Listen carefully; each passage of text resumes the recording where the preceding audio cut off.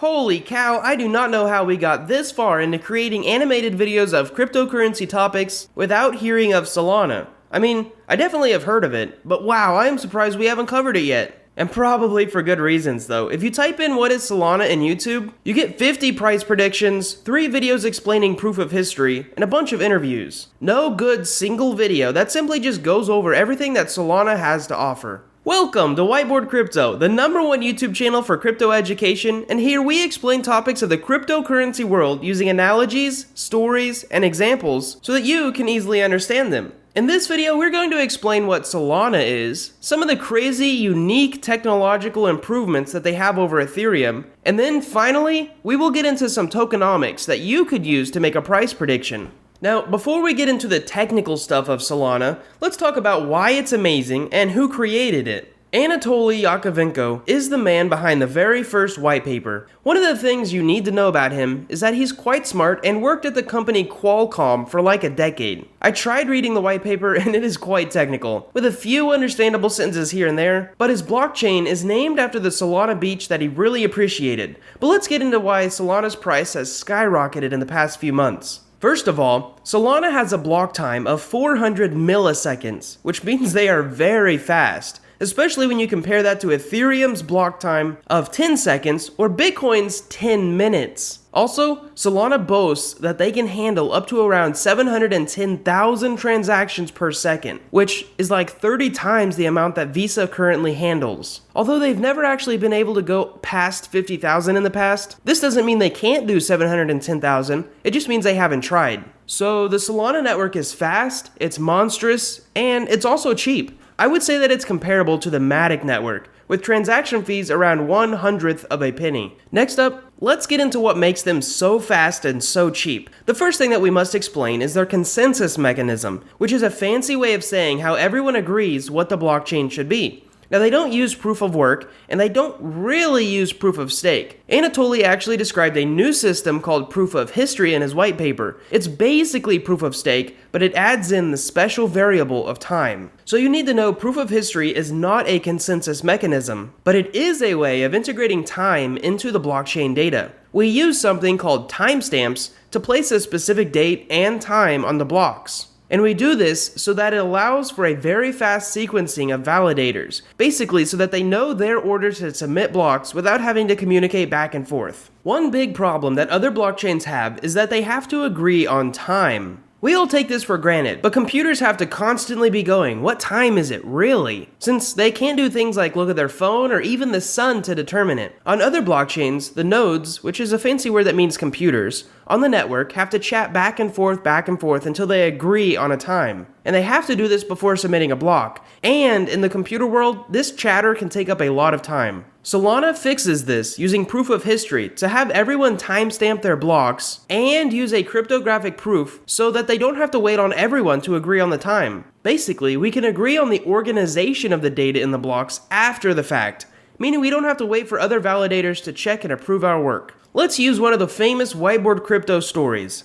Think about it like this. If you want everyone in your family to send you a letter, and you want them to do it one day after the other, you have to first send a letter to them, and then they have to send all their letters to you. The time that both of your letters are in the mail is a long period of time. What if next time you saw them, you just said, hey, send me a letter at 4 p.m. on January 3rd. That way you would know that it's coming in, and you wouldn't have to waste time or resources asking them to. Long story short, you could set it up so that your uncle sends a letter on January 3rd, your aunt on January 4th, your cousin on January 5th, and then your grandma on January 6th. We want to read these letters in order, but the issue is that they each use different mail providers, like UPS and FedEx. Sometimes they take different amounts of time, and also your uncle is on a work trip, so he's a few thousand miles away. By having them all send their letters on the days that they're supposed to, they may not arrive in the exact order, but they wrote the time that they actually sent their letters in the letter, so that you can organize them when you get them. Basically, proof of history allows nodes to just keep throwing a bunch of blocks at us. And since some people have faster internet than others,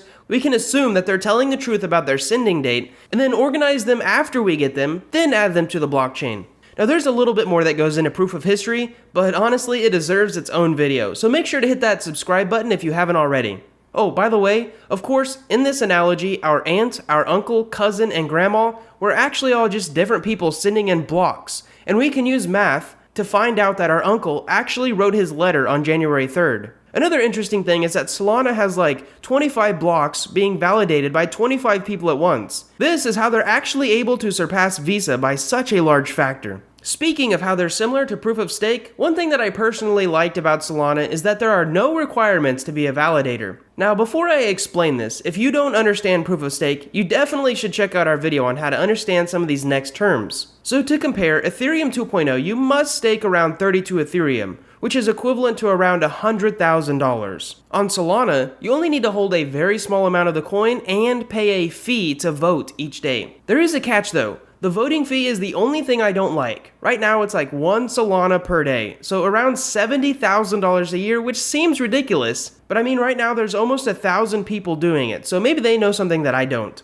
Next up, let's talk about something that no other big blockchain has tried yet. It's called C-level. Technically, this is just a fun term to describe that validators can actually run smart contract code in a parallel way. Now, if you're not a developer, let me explain it in simple terms. Let's say you have to do the dishes, you have to switch the laundry, and then you gotta sweep the floor. A human would have to do each one of these things in order, because they're only one human. We call this a serial task, one after the other. In terms of Solana, the word parallel means you can do them all at the same time. So it's like if you could make 2 more copies of yourself and actually do the dishes, switch the laundry, and sweep the floor all at the same time. That is essentially what Solana can do, processing their smart contracts. Something else I caught on their website was this quote, which describes how they are not bottlenecked by software or ideas, but instead bottlenecked by hardware. Every time NVIDIA doubles the number of SIMD lanes, our network will double in computational capacity. To me, it'll be interesting to see how Bitcoin and Ethereum handle the supercomputers that we have in 10 to 50 years from now. One more thing before we get into the tokenomics of Sol is that you should know that Solana has vastly different smart contracts than Ethereum.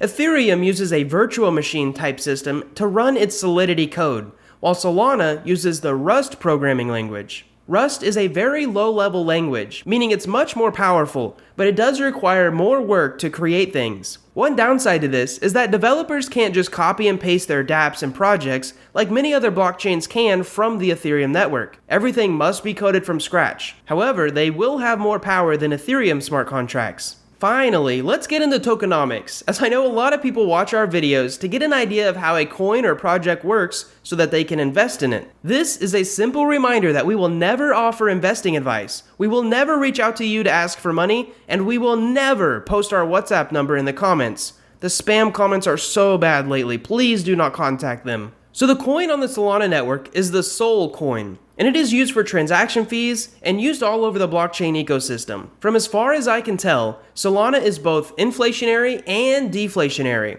It's deflationary because for a long time 100% of all transaction fees were burned.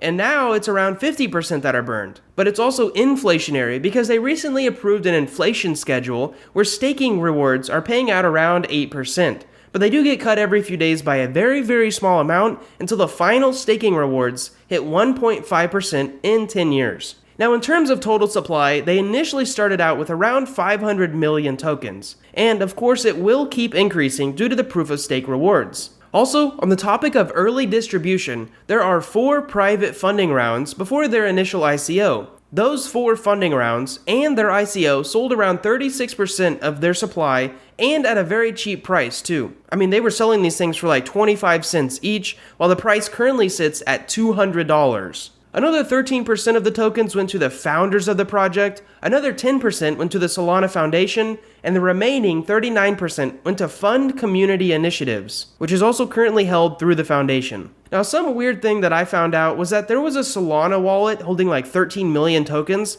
and nobody knew why, so they just burned a bunch of them. Definitely worth noting. One more thing worth mentioning is that Solana actually went down for around 6 hours in December of 2020. Honestly, to me, this is a little scary because a decentralized protocol should never go down. It means everyone participating in the network had the same bug. This problem did absolutely nothing to the price though. It seems nobody panic sold due to this news. Lastly, Solana is still in the beta stage, so if you're an investor or want to develop a dApp for them, you should definitely know that. Now before I end this video, I want to let you know that if you're interested in coin and token research, including some guides on decentralized finance that I put together, that actually walk you through from the beginning of knowing nothing to actually understanding how to make money by yield farming and avoiding scams, you can check out whiteboardcrypto.com for our very first free guide. Thank you guys so much for watching. We hope you enjoyed this video. We really hope that you learned something. And most of all, we hope to see you in our future videos.